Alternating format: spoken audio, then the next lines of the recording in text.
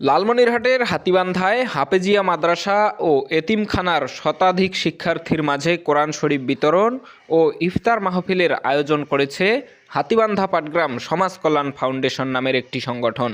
গত ৩ মার্চ সন্ধ্যায় উপজেলার মিলনবাজার মোজাম্মেল হোসেন আহমেদ উচ্চ বিদ্যালয়ে সংগঠনের উদ্যোগে হাফেজিয়া মাদ্রাসা ও এতিমখানার শতাধিক শিক্ষার্থীর হাতে কোরআন শরীফ তুলে দেওয়া হয়।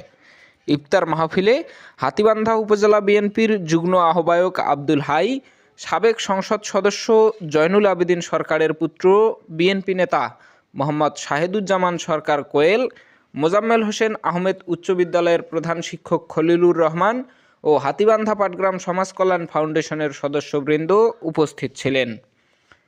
সীমান্তবর্তী 2 উপজেলার বিভিন্ন এলাকায় অসহায় ও দুস্থ মানুষের মাঝে সহযোগিতার হাত বাড়ানোর পাশাপাশি মুমূর্ষ রোগীর জীবন বাঁচাতে বিনামূল্যে রক্তদান কার্যক্রম চলমান রেখেছে হাতীবান্ধা পাটগ্রাম সমাজ কল্যাণ ফাউন্ডেশন। রহমত, মাগফেরাত ও নাজাতের বাণী প্রচারে পবিত্র রমজান মাসে এতিম ও হাফেজ ছাত্রদের সাথে ইফতার আয়োজন এবং কোরআন শরীফ বিতরণ করায় হাতীবান্ধা পাটগ্রাম সমাজ কল্যাণ ফাউন্ডেশনের সদস্যদের সাধুবাদ জানাচ্ছেন এলাকার মানুষ।